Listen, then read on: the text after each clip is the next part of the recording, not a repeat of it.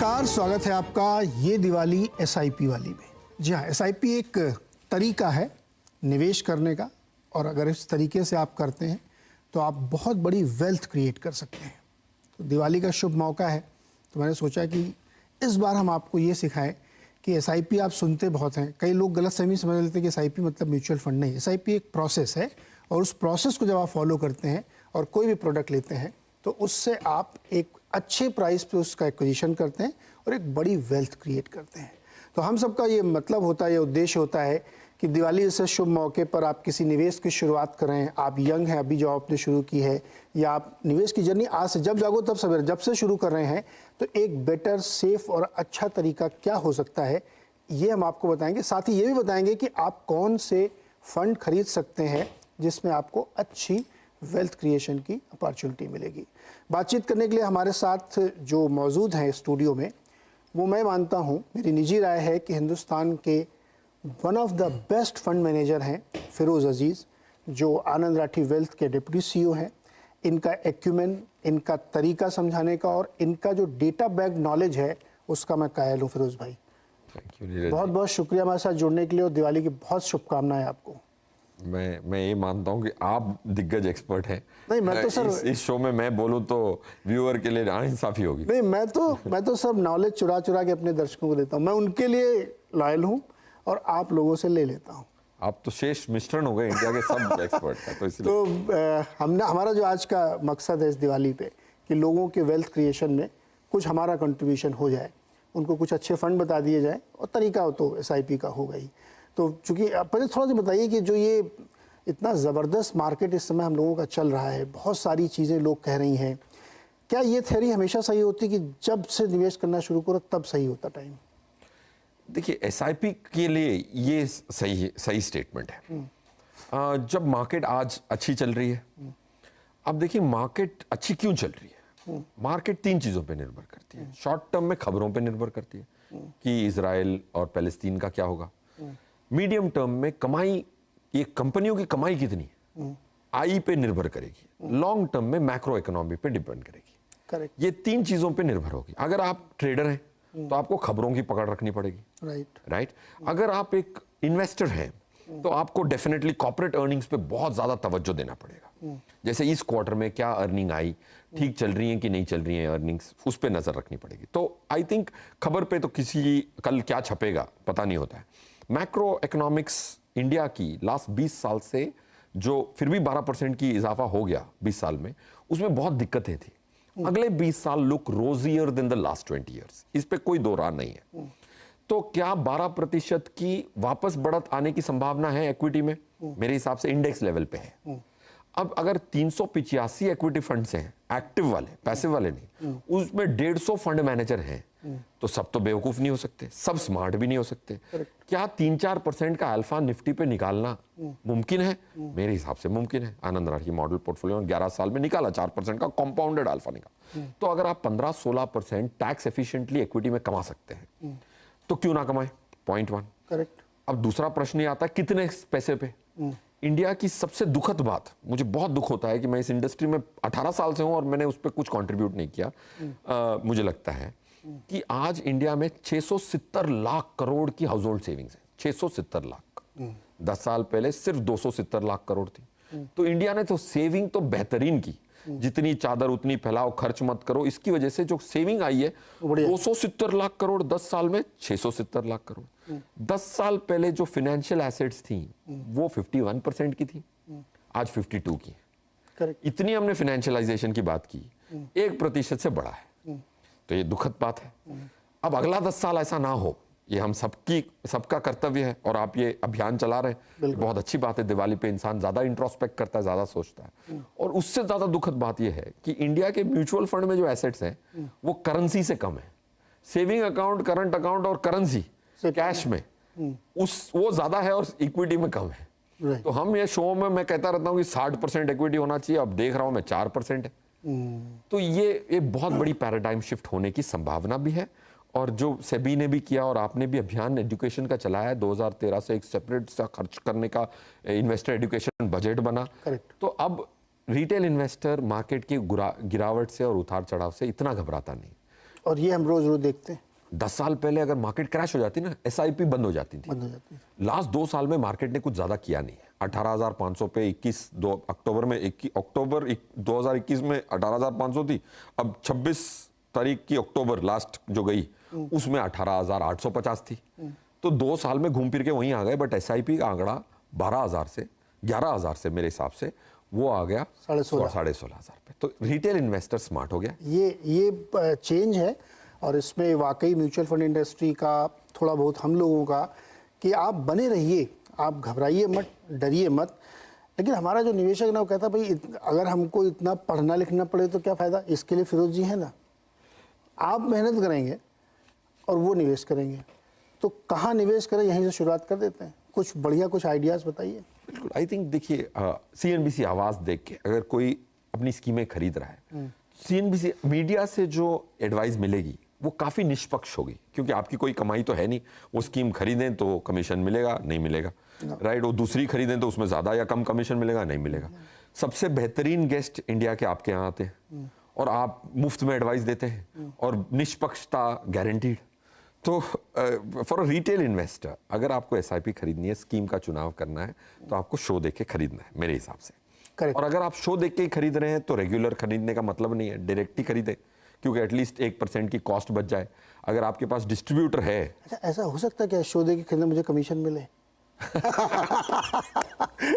ताकि आप फिर आप वो निष्पक्षता बोल पाए ना बोल पाए। नहीं, तो ऑप्शन ढूंढता रहता हूँ जोक से पार्ट कि हमें नहीं चाहिए, हमें तो सिर्फ ये चाहिए कि हमारे दर्शक कमाई करें, समृद्ध बने, और यही हमारा प्रॉमिस होता है। तो अब फटाफट हम लोग शुरू करते हैं फंड्स पे। तो बताइए हमें कि 2 बढ़िया टॉप क्वालिटी के बड़े वाले फंड जिनको आप मेगा कैप अल्ट्रा कैप जो कहें वो बताइए। यस, तो अगर मैं मेगा कैप या टॉप 100 कंपनीज, एम्फी ने और सेबी ने ये निर्णय लिया कि इंडिया की टॉप 100 कंपनीज जो NSE 500 की सबसे टॉप 100 है वो बन जाएंगी लार्ज कैप, और उसमें HDFC टॉप 100 एक बहुत अच्छा फंड है और बहुत सदियों से चल रहा है और वैल्यू प्रिंसिपल पे आधारित है।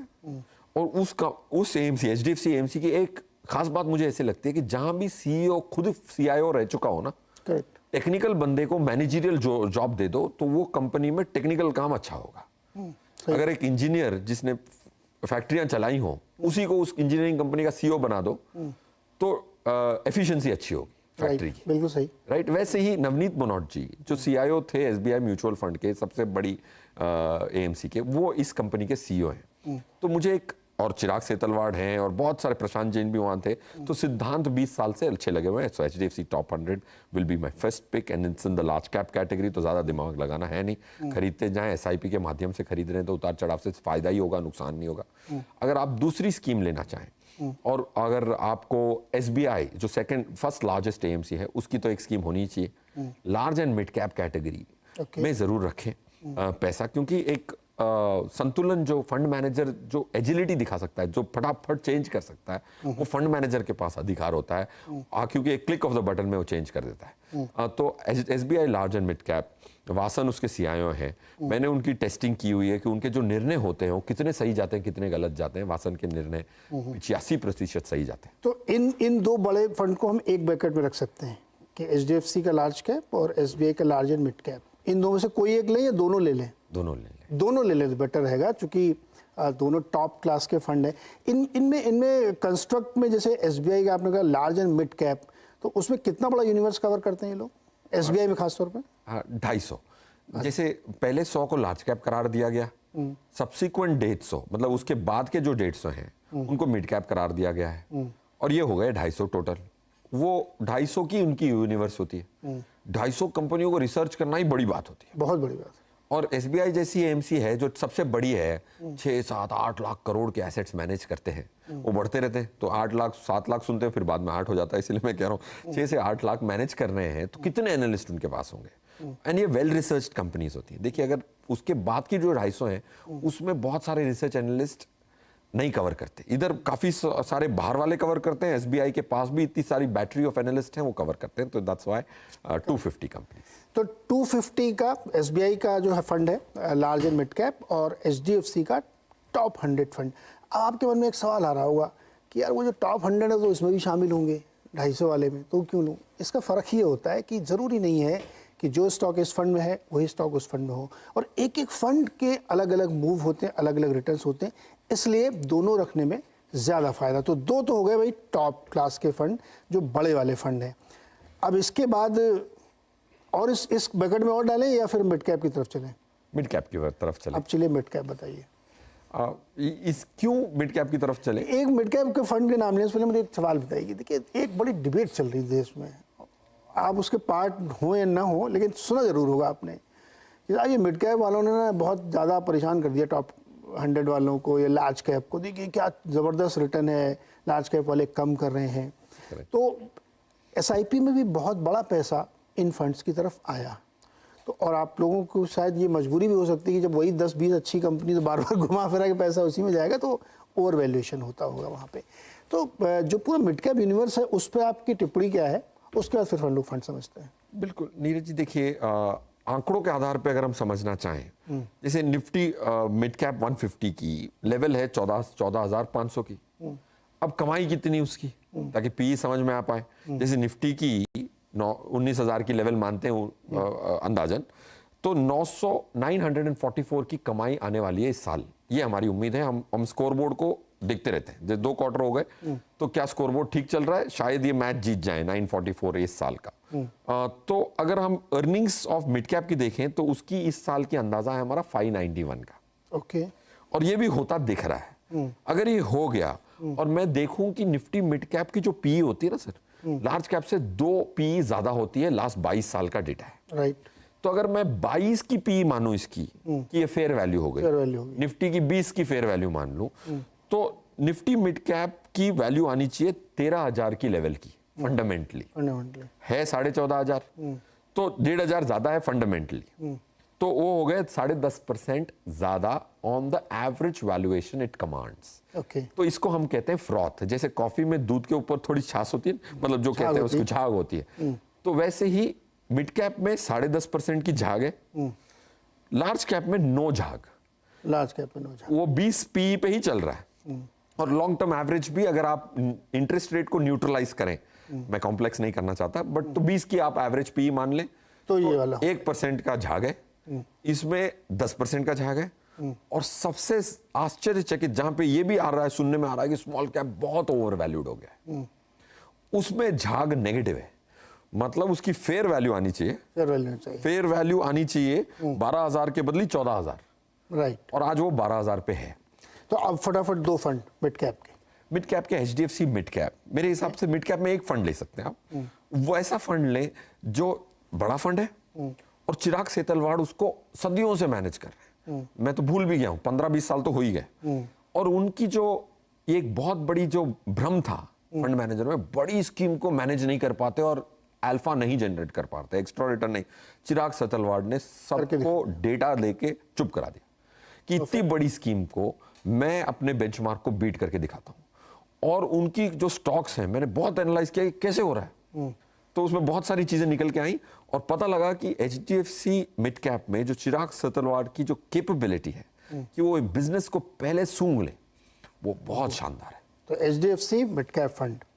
दूसरा इसका, इस सेगमेंट का मैं एक ही फंड कहूंगा करंटली, क्योंकि मिड कैप में जैसे मैंने कहा थोड़ा ओवर वैल्यूड है। तो इसके बाद फिर हम लोग क्या स्मॉल कैप में जाएंगे? स्मॉल कैप पे जाएंगे। ओके, तो फिर मैं यहाँ थीमेटिक में कुछ जाएंगे, कुछ थीमेटिक में। मैं यहाँ पे एक छोटा सा ब्रेक लेता हूँ। आपको 3 फंड बता दिए गए हैं, 2 लार्ज कैप के और 1 मिड कैप का।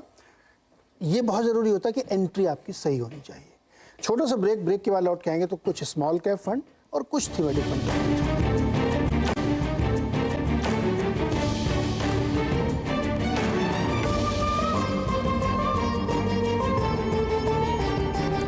एक बार फिर से स्वागत है आपका। ये दिवाली SIP वाली में, यानी इस दिवाली में वेल्थ क्रिएशन के लिए कौन से फंड्स में निवेश करें, ये जानकारी हम ले रहे हैं फिरोज जी से। फिरोज, हमने लार्ज कैप बात कर ली, मिड कैप बात कर ली, अब 2-3 फंड और बताइए हमें जो स्मॉल कैप या थीमेटिक हो। स्मॉल कैप में मैं definitely Aditya Birla small cap recommend करूंगा।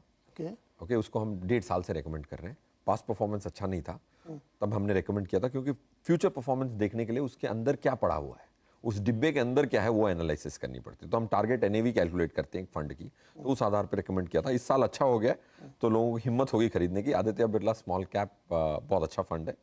विशाल गजवानी फंड मैनेजर हैं, वो पहले पीएमएस चलाते थे 2022 अप्रैल के पहले। उनके पीएमएस को एनालाइज किया तो पता लगा कि बहुत sharp fund manager, that's on the small cap side. And हमारे हिसाब से स्मॉल कैप की जो लिक्विडिटी आ रही है वो उसको ड्राइव करेगी। फंडामेंटल्स एक चीज़ होती है और लिक्विडिटी भी स्मॉल कैप में बहुत इंपॉर्टेंट होती है। जब टाइट टर्न होगी तो गिरेगी भी वैसे ही। तो हमारा ये अंदाज़ा होता है कि हमारी एक टीम होती है जो फाइंड आउट करती है कि लास्ट मंथ पैसे आए कितने एमफी के पहले। तो 3,200 करोड़ स्मॉल कैप में आए हैं फंड में। उसका आंकड़ा आएगा ऑफिशियल, बट ये हमारा अंदाज़ा है। तो अभी भी ट्रेंड लिक्विडिटी की है, तो स्मॉल कैप में अभी भी रैली बची हुई है। तो इसीलिए आदित्य बिरला स्मॉल कैप आप खरीद सकते हैं। और एसबीआई कॉन्ट्रा, एसबीआई कॉन्ट्रा के फंड मैनेजर हैं दिनेश।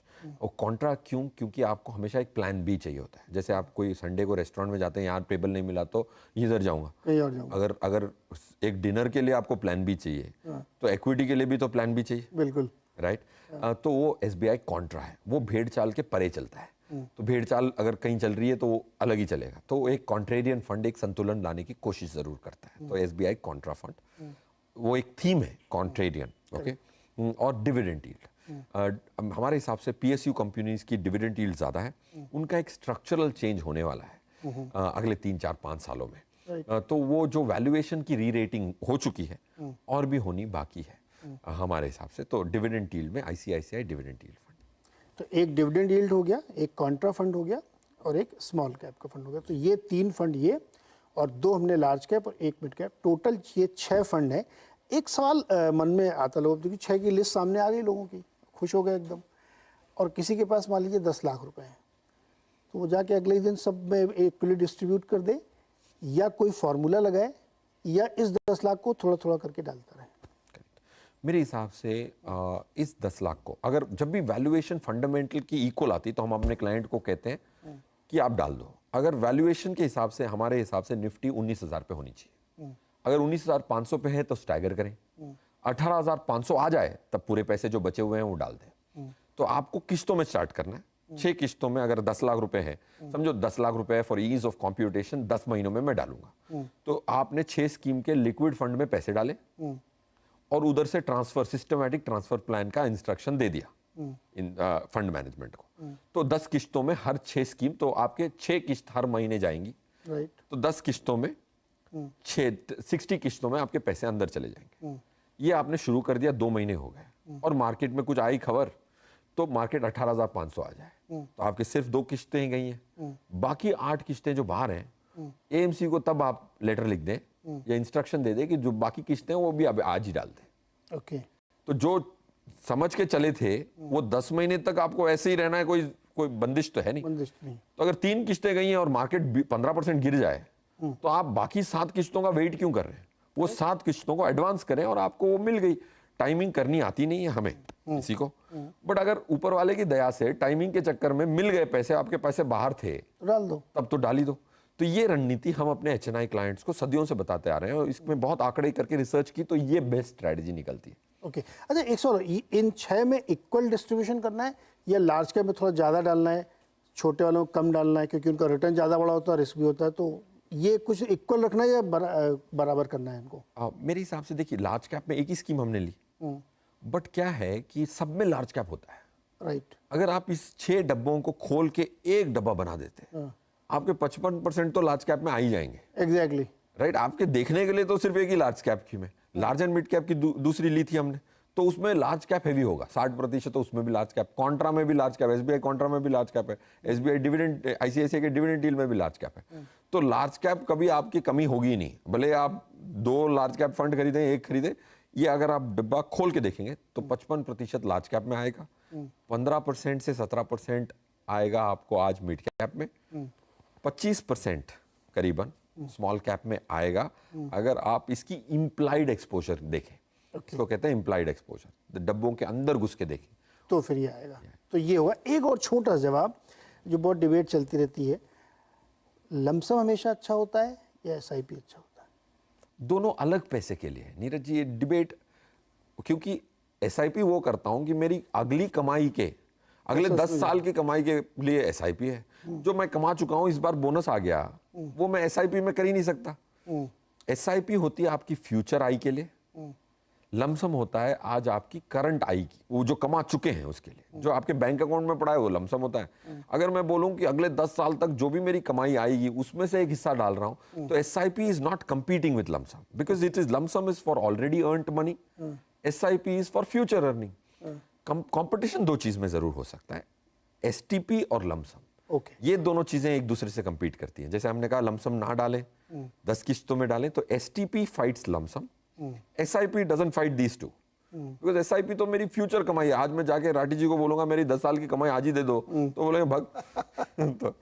तो ये डिबेट बहुत हमेशा चलती रहती है, आपके मन में भी आता होगा कि एक बार में डाल दें क्या, फिर कोई आपके पड़ोसी कहेगा अरे रुको ना, अभी 18,500 आएगा तब डालना। तो ये बहुत ही अनंत काल की डिबेट है, लेकिन उसका एक साइंटिफिक जवाब आपको फिरोज ने दिया कि आपको कैसे इसको डाइसेक्ट करना है, कैसे समझना है। फिरोज जी बहुत शुक्रिया, और आपने ये जो बताए हैं सारे जेम्स, इनमें आप निवेश कर सकते हैं और ये आपके लिए वेल्थ क्रिएशन का एक जरिया बनेगा। और हमेशा मैं कहता हूँ कि जब जागो तब सवेरा। आपने मान लीजिए आज पहली बार इसको सुना है और आपको लगता है कि यार मेरी उम्र तो 40 हो गई है, कोई फ़र्क नहीं पड़ता, कल से शुरू कर दीजिए, क्योंकि वेल्थ क्रिएशन के लिए आप इंतज़ार नहीं कर सकते कि मैं समय देखूंगा। अब ठीक है, पहले नहीं किया तो अब से करना शुरू करिए। फिरोज सर बहुत बहुत शुक्रिया और दिवाली की बहुत शुभकामनाएं।